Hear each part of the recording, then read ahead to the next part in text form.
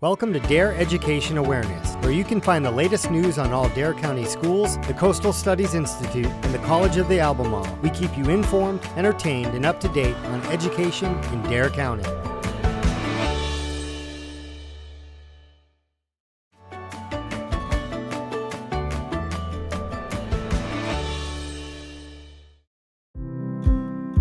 My name is Dr. Eric Wade. I'm an assistant professor of environmental social science at East Carolina University, and I'm also jointly appointed as an assistant scientist here at the Coastal Studies Institute.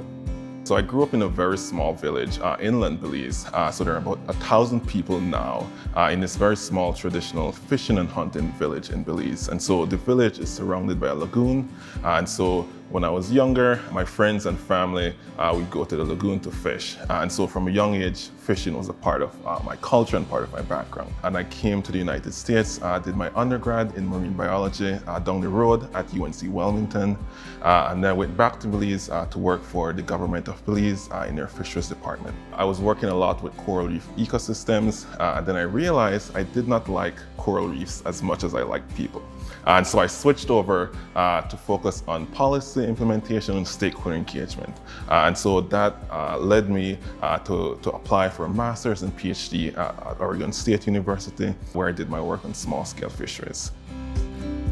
Social science as a field, we're trying to understand human interactions, human behaviors, and we're also trying to look at that from multiple scales. So folks look at that at the individual scale, at the group scale, but also at the societal scale.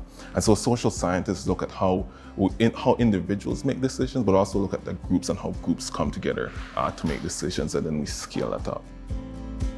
So the focus of my research really tries to understand the human dimensions of marine and coastal systems. And so that's a very big umbrella, but I specifically am interested in how people make decisions and understand their behaviors. And so I look as well at the formal and informal institutions that impact how folks make decisions and their behaviors. I think for us to truly understand and move forward in understanding coastal marine systems, we need an interdisciplinary team. A lot of my projects bring together those interdisciplinary teams of not just social scientists, but also the ecologists, the engineers, to help us to understand these complex and what some would call these wicked problems. And so here at CSI, that has been one of the drivers of the work that we've been doing, right? Bringing together these interdisciplinary scientists. So I'm on a project right now with a physical oceanographer here at the Coastal Studies Institute, where we're trying to understand how the introduction of marine renewable energy in the state and what that means. People are trying to understand how it is that people can develop solutions to these problems that we're facing in marine and coastal systems. So coastal North Carolina offers a unique opportunity. There are many things happening in this region at the moment, and so it's a great place to be at the right time. And so in the future, some of the things that we're looking at is looking at the role of identity and place attachment for fishers and how that influences their decisions to continue in the fishing sector in North Carolina. So North Carolina's fisheries sector is aging, and so we call it the grain of the fleet. And so work that we have ongoing or in the future is trying to look at how your identity as a fisher and your attachment to place will really influence your decisions to remain in the fishery or to leave the fishery. At the same time, I think as more rapid changes happen to the system, to the marine and coastal system, we want to look at incentives for participation, incentives for engagement in fisheries sector within the state. And this is a question that is not only of interest for me personally, but also for the state, to try and understand how the state can motivate participation in the decision-making process. And I think lastly, something that is of interest to me is safety at sea. And so when I talk about safety, we're thinking about how fishers conceptualize safety and what that means for how they put into place practices on their fishing boat, but also when they're in the docks. And so those are some of the themes that we're really trying to explore in the future.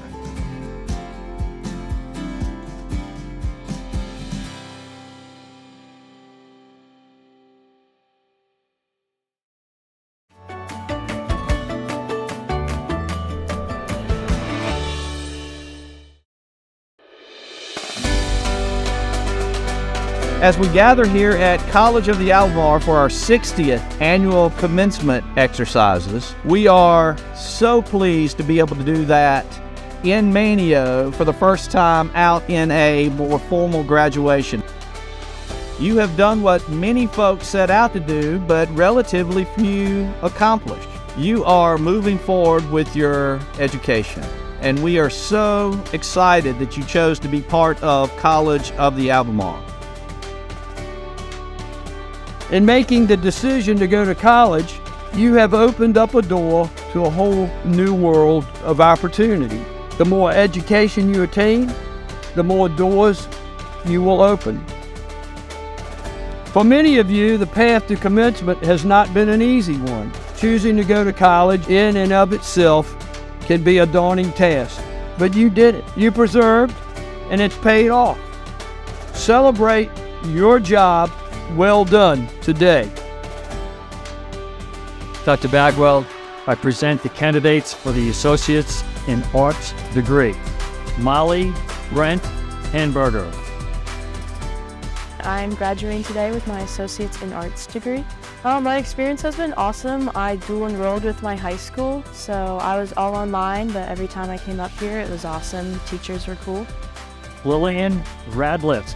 I got my Associates in Arts, and I'm going to North Carolina Central University next year. My experience at COA was awesome. The instructors were so willing to help me and do whatever they could to make sure I got the best education possible. Sophia Claire Jacobi. I studied business administration at College of the Albemarle. I am getting my Associates in Arts. My future plans are to attend the University of South Carolina and major in finance. For the Diploma in Welding Technology, James Brown. I came to COA to study the welding technology. It's been a great experience, really. Learned a lot of stuff that I would use in life. You know, you got to experiment with the different processes of welding that were set up in the welding labs. And this degree in COA here has helped me so I can take welding and use it from a personal uses in commercial fishing, and also so that I can go get a welding job. Brandon Mark Taylor. Today I'm earning my associate's degree in welding. It's been a great experience. I've learned a lot, been able to learn all the process of the welding and what it requires to be able to do what I'm going to be able to do in the future. Ladies and gentlemen, the graduating class of 2023.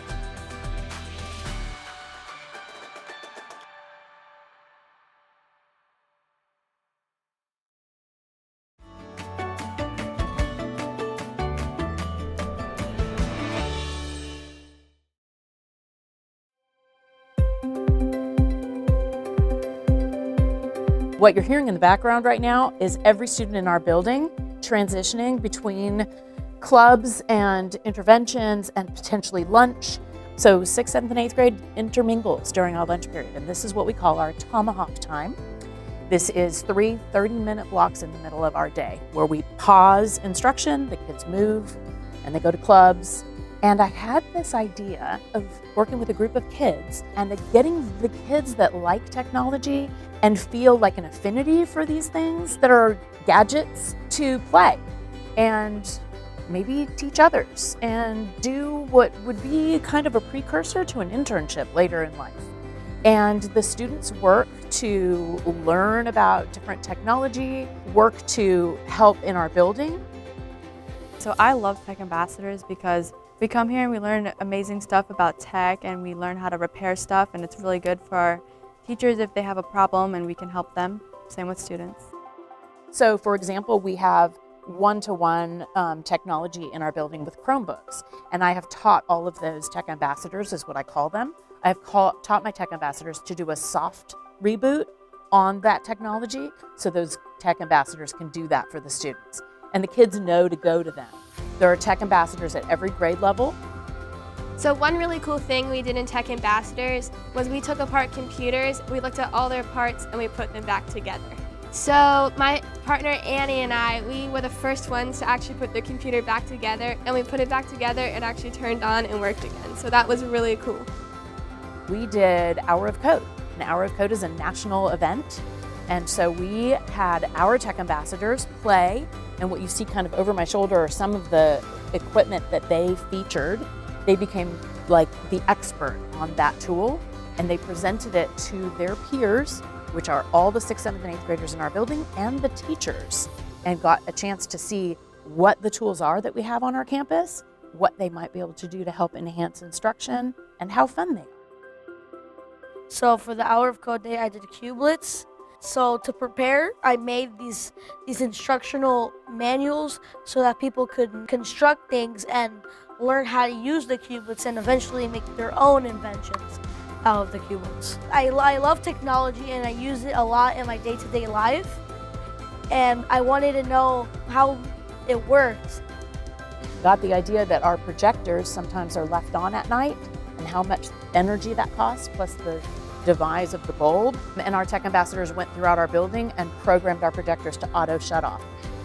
It's a very important job because I can learn how to fix and use more technology now. And when people need my help, I can help them repair or use some type of program on their computer.